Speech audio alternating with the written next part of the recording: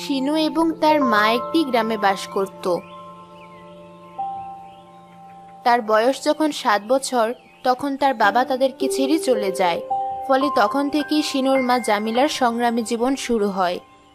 জামিলা একটি হসপিটালে আয়ার কাজ নেয়, আর মাস শেষে যা বেতন পায় তা দিয়ে নিজ খাবার খরচ এবং শিনুর স্কুল খরচ চালায়। শিনু স্কুলে বন্ধুদের সাথে খেলাধুলা করে। আমার বন্ধুদের কত খেলনা এবং বল আছে, অথচ আমার কিছুই নেই। আমার বন্ধুদের ফুটবল আছে, আমার কোনো ফুটবল নেই। মাকে বলতে হবে একটা বল কিনে দেওয়ার জন্য।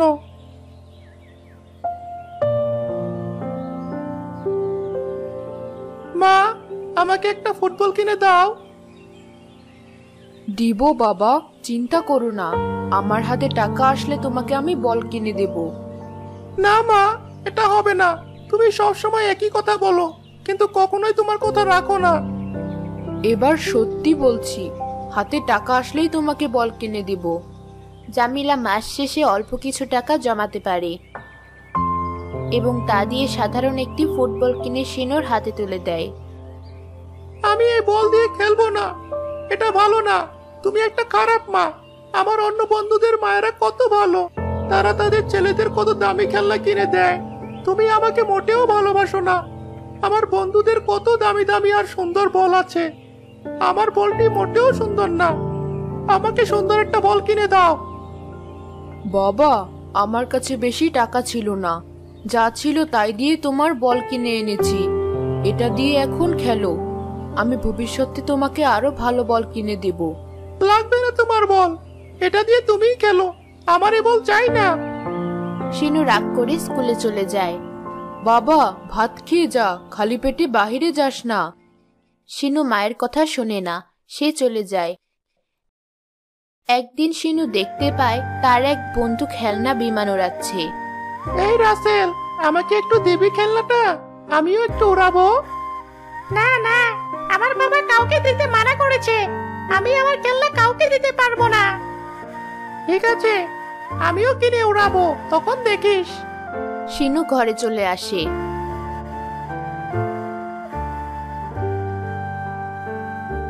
মা, আমাকে একটা খেলনা বিমান কিনে দিতে পারবে? আমার কাছে এত টাকা নেই, কিভাবে তোকে খেলনা বিমান কিনে দিব? ঘরের খরচই তো মেটাতে পারি না। আমি এত কিছু বুঝি না মা, আমাকে যেভাবে হোক দিতে হবে, তা না হলে আমি বাড়ি থেকে চলে যাব। ছি, এমন কথা বলে না বাবা, তুই কোথাও যাবি না, একটু বুঝতে চেষ্টা কর। আমাকে খেলনা কিনে দিলে তবেই বুঝবো আমি। শিনু রাগ করে বাড়ি ছেড়ে চলে যায়।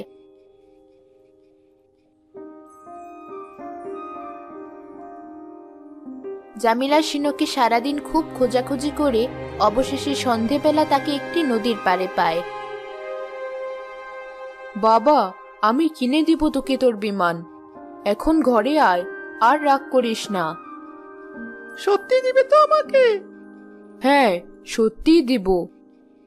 জামিলা কিছু টাকা ধার করে শিনুকে খেলনা বিমান কিনে দেয়।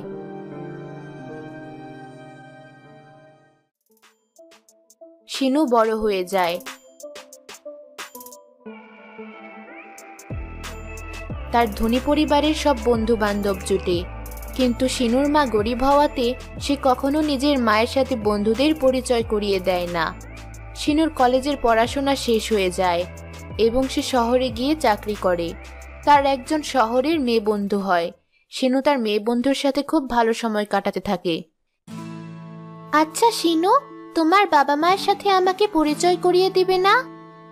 আমার মা বাবা কেউই তো আর বেঁচে নেই, তারা অনেক আগেই মারা গেছে, তাই আমি এই শহরে থাকি। গ্রামে আমার বাড়ি আছে, কিন্তু সেখানে আমি যাই না। একদিন শিনু আর রোজি বিয়ে করে ফেলে। তারা এক জায়গায় ঘুরতে যায়। রোজি, চলো আমরা ওই পাহাড়ের উপর চড়বো। পাহাড়টি তো অনেক উঁচু, পড়ে গেলে একদম মরে যাবো। আরে কিছু হবে না, চলো তো। তুমি ওঠো, আমি এখানে থাকবো। শিনু পাহাড় বেয়ে উপরে উঠতে থাকে। হঠাৎ তার পা পিছলে সে নিচে পড়ে যায়। এবং তার চোখে গাছের কাঁটা ঢুকে যায়। রোজি শিনুকে হাসপাতালে নিয়ে যায়। আপনার স্বামীর দু চোখ মারাত্মকভাবে আহত হয়েছে এবং পুরোপুরি অকার্যকর হয়ে পড়েছে। আপনি দ্রুত চোখের ব্যবস্থা করুন। আমি কিভাবে ব্যবস্থা করব? আর আমি কোথায় পাবো চোখ? আপনি চাইলে আপনার একটি চোখ তাকে দান করতে পারেন। না, এটা কখনোই হবে না। আমার চেহারা দেখতে অনেক বাজে হবে। আপনি যেমন আছে তেমনই চিকিৎসা করে দিন।